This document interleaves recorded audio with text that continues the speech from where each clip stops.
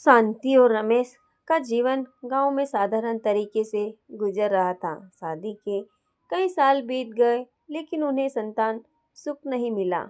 शांति रोज भगवान से मन्नत मांगती लेकिन हर बार निराशा हाथ लगती। गांव के लोग ताने देते, परिवार में भी अब खामोशी छाने लगी थी। रमेश हर बार शांति को दिलासा देता, भगवान जो करेगा अच्छा ही करेगा। शांति का विश्वास डगमगाने लगा लेकिन रमेश हमेशा धैर्य बनाए रखता। एक दिन गांव में एक साधु आया जिसने शांति से कहा, बेटी अब सब कुछ समय पर होता है। शांति ने साधु की बातों पर विश्वास कर पूजा पाठ में मन लगाया। रमेश ने खेतों में मेहनत और बढ़ा दी ताकि घर का खर्च बेहतर हो सके। दिन, महीने और साल गुजरते गए लेकिन स्थिति में कोई बदलाव नहीं आया। परिस्थितियाँ कठिन हो रही थी लेकिन शांति और रमेश ने हार नहीं मानी।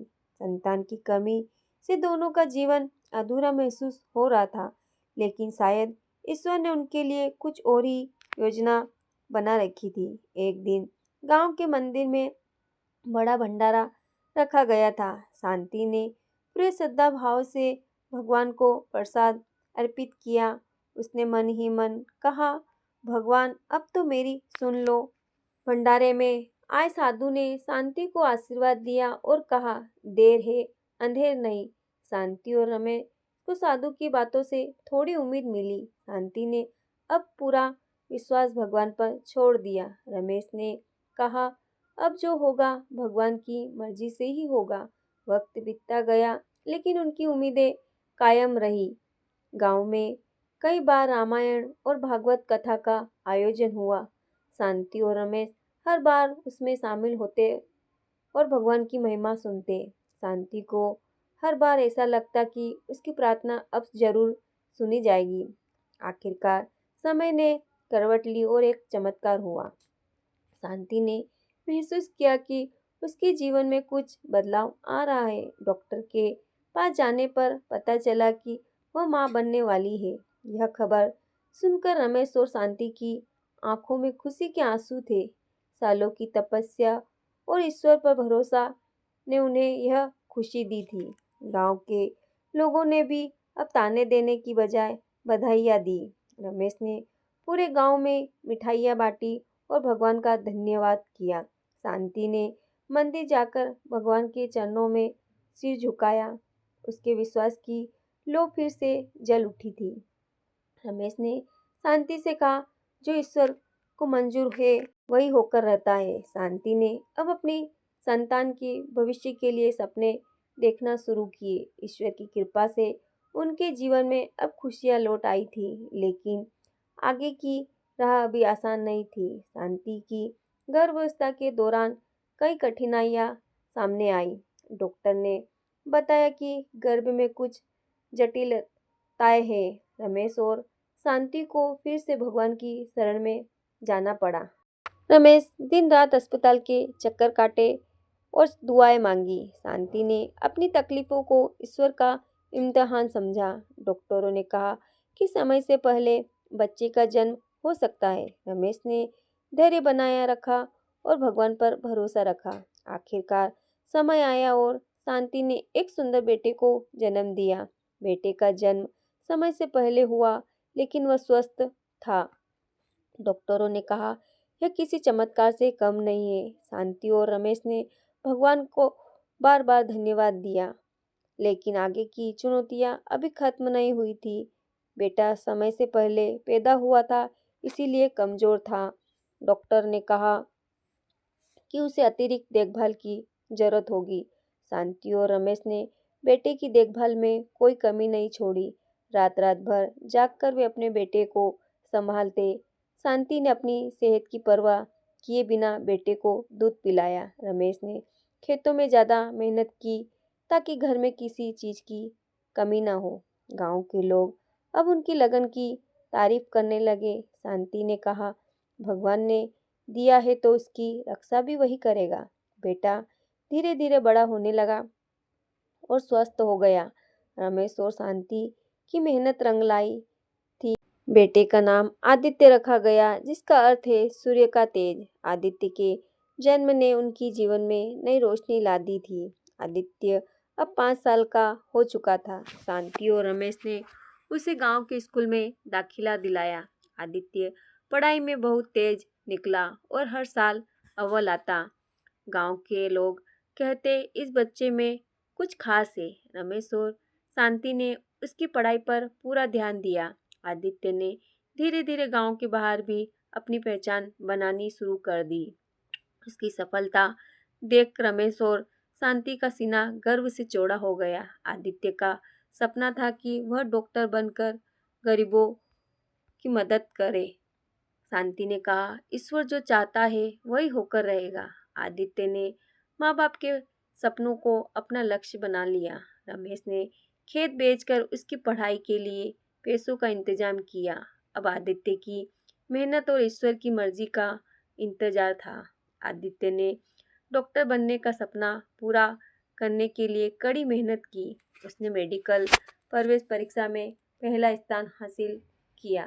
शांति और रमेश की आंखों में खुशी के आंसू थे, लेकिन अब आगे की राह और कठिन थी। आदित्य की पढ़ाई के लिए पैसों का इंतजाम करना जरूरी था। रमेश ने खेत गिरवी रखकर उसकी फीस भरी। आदित्य ने कहा, पिताजी, मैं आपका यह बलिदान व्यर्थ नहीं जाने दूंगा। शांति ने भगवान से प्रार्थना की, हे प्रभु, मेरे बेटे को सफल बनाना। आदित्य की लगन और मेहनत रंग लाई और उसने मेडिकल की डिग्री पूरी की। अब वह एक डॉक्टर बन चुका था और गांव लौट आया। रमेश और शांति ने गर्व से कहा, जो ईश्वर को मंजूर होता है वही होता है। लेकिन अभी आदित्य की असली परीक्षा बाकी थी। आदित्य ने डॉक्टर बनकर गांव लौटने का फैसला किया। शांति और रमेश ने कहा, बेटा, शहर में रहकर तुम ज़्यादा कमा सकते हो। लेकिन आदित्य ने जवाब दिया, माँ बाबा, मेरा पहला फर्ज पहले गांव के लोगों की सेवा करना है। गांव में अच्छी चिकित्सा सुविधाओं की कमी थी। आदित्य ने गांव में एक छोटा सा क्लिनिक खोल लिया। गांव के लोग खुश थे कि अब उन्हें शहर नहीं जाना पड़ेगा। आदित्य दिन रात मरीजों की सेवा करता और फीस भी बहुत कम लेता। शांति ने भगवान का धन्यवाद किया, हे प्रभु, तूने मेरे बेटे को सही राह दिखाई। रमेश को अब अपने बेटे पर गर्व था। इसकी वजह से गांव में खुशियां लौट आई थी। आदित्य की मेहनत और सेवा भावना ने गांव में उसकी पहचान बना दी थी। गांव में हर किसी की जुबान पर बस एक ही बात थी, आदित्य भगवान का भेजा हुआ फरिश्ता है। लेकिन आगे एक और परीक्षा उनका इंतजार कर रही थी। एक दिन गांव में एक बड़ी महामारी फैल गई। लोग एक एक करके बीमार पड़ने लगे और गांव में दहशत फैल गई। आदित्य ने बिना रुके दिन रात मरीजों का इलाज शुरू कर दिया। शांति और रमेश ने बेटे को समझाया, बेटा, अपनी जान की भी ख्याल रख। लेकिन आदित्य ने कहा, माँ, ईश्वर की मर्जी सब कुछ होती है। मैं अपने गांव को इस बीमारी से बचाऊंगा। उसने बिना किसी डर के गांव के हर घर तक दवाइयाँ पहुंचाई। आदित्य की सेवा भावना और संपूर्ण गांव के लोगों में हिम्मत भर दी। गांव वालों ने भी मिलकर महामारी से लड़ने का उसका साथ दिया। आखिरकार महीनों तक की मेहनत के बाद महामारी पर काबू पा लिया गया।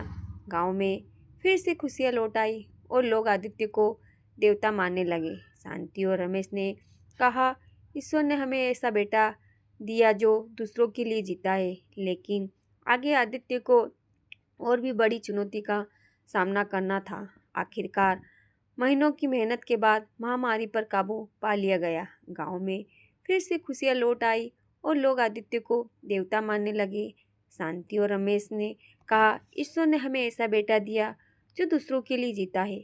लेकिन आगे आदित्य को और भी बड़ी चुनौती का सामना करना था। आदित्य का नाम अब शहरों तक पहुंच चुका था। सरकार ने उसे शहर के बड़े अस्पताल में नौकरी का प्रस्ताव दिया। शांति और रमेश ने कहा, बेटा, यह मौका मत गंवाना। यह तुम्हारे भविष्य के लिए जरूरी है। लेकिन आदित्य ने मन में दुविधा थी। वह गांव को छोड़कर जाना नहीं चाहता था, लेकिन माता पिता का सपना भी पूरा करना चाहता था। आदित्य ने भगवान के सामने माथा टेका और कहा, हे प्रभु, जो तेरी मर्जी होगी वही होगा। आखिरकार आदित्य ने फैसला किया कि वह शहर में नौकरी करेगा और गांव के लिए समय निकालकर सेवा करता रहेगा। उसने अपनी कमाई का एक हिस्सा गांव के विकास में लगाना तय किया। शांति ने कहा, बेटा, जो ईश्वर को मंजूर होता है वही होकर रहता है। आदित्य ने गांव में एक बड़े अस्पताल की नींव रख दी। अब गांव में भी आधुनिक चिकित्सा सुविधा उपलब्ध होने लगी, लेकिन आगे एक और बड़ी परीक्षा उसका इंतजार कर रही थी। शांति और रमेश अब बूढ़े हो चुके थे। आदित्य की व्यस्त जिंदगी में माँ बाप की देखभाल के लिए कम समय बचता था। शांति अक्सर कहती, बेटा, हमें ज़्यादा कुछ नहीं चाहिए, बस तेरे साथ कुछ वक्त बिताना है। रमेश ने कहा, बेटा, हम तुझसे ज़्यादा कुछ नहीं मांगते, बस तेरा साथ चाहिए। आदित्य ने अपनी व्यस्त जिंदगी से थोड़ा वक्त निकालकर माता पिता के साथ समय बिताना शुरू किया। उसने हर रविवार को गांव में आकर माँ बाबा के साथ समय बिताने का प्रण लिया। शांति और रमेश की आंखों में अब तसल्ली थी। आदित्य ने कहा, माँ बाबा, मेरी जिंदगी का सबसे बड़ा धन आपका आशीर्वाद है। शांति ने कहा, बेटा, तुझे पाकर हमें दुनिया की हर खुशी मिल गई। आदित्य की सेवा भावना ने माता पिता को सुख और संतोष दिया, लेकिन किस्मत ने अभी और इम्तिहान लेना बाकी रखा था। एक दिन रमेश की तबीयत अचानक बिगड़ गई। डॉक्टर ने बताया कि उनकी हालत नाजुक है। आदित्य ने हर संभव कोशिश की, लेकिन रमेश को बचाया नहीं जा सका। शांति और आदित्य के लिए यह बड़ा झटका था। रमेश ने जाते जाते कहा, बेटा, हमेशा सही राह पर चलना, ईश्वर तेरा साथ देगा। रमेश के जाने के बाद शांति टूट गई, लेकिन आदित्य ने उसे संभाला। आदित्य ने कहा, माँ बाबा ने हमेशा जो सीख दी है उसे मैं कभी नहीं भूलूंगा। शांति ने आंसू पोंछते हुए कहा, बेटा, जो ईश्वर को मंजूर होता है वही होकर रहता है। अब आदित्य की जिम्मेदारी थी कि वह माँ का सहारा बने। आदित्य ने अपनी माँ को अकेलेपन का एहसास नहीं होने दिया। रमेश ने जाने के बाद शांति का जीवन सूना हो गया, लेकिन आदित्य ने हर पल माँ का ख्याल रखा। वह रोज माँ से बातें करता, उनके साथ बैठकर खाना खाता। शांति ने कहा, बेटा, अब तू अपने परिवार के बारे में सोच। आदित्य ने मुस्कुरा कर कहा, माँ, तुम्हारा साथ ही मेरी सबसे बड़ी जिम्मेदारी है। शांति ने आदित्य को इस समर्पण को भगवान का आशीर्वाद माना। आदित्य ने गांव में अपना समय देना भी जारी रखा। उसकी सेवा भावना देखकर गांव वाले अब उसे मसीहा मानने लगे थे।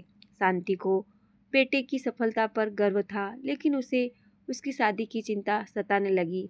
आदित्य ने माँ को भरोसा दिलाया, माँ, समय आने पर सब हो जाएगा। शांति ने भगवान से प्रार्थना की, हे प्रभु, मेरे बेटे की खुशी में ही मेरी खुशी है।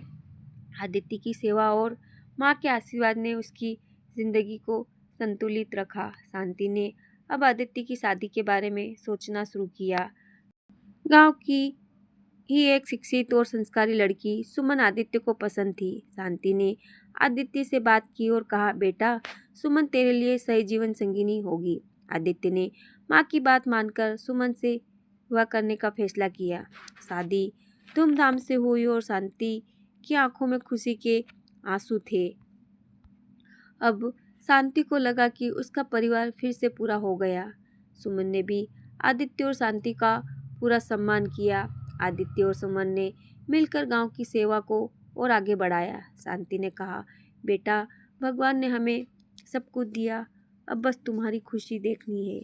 आदित्य और सुमन ने गांव में शिक्षा और स्वास्थ्य के लिए काम शुरू कर दिया। अब गांव में बदलाव की बयार बहने लगी थी।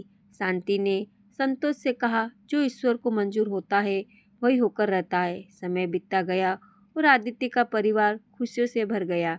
सुमन ने एक प्यारे बेटे को जन्म दिया, जिससे शांति की दुनिया फिर से रोशन हो गई। आदित्य ने बेटे का नाम रमेश रखा।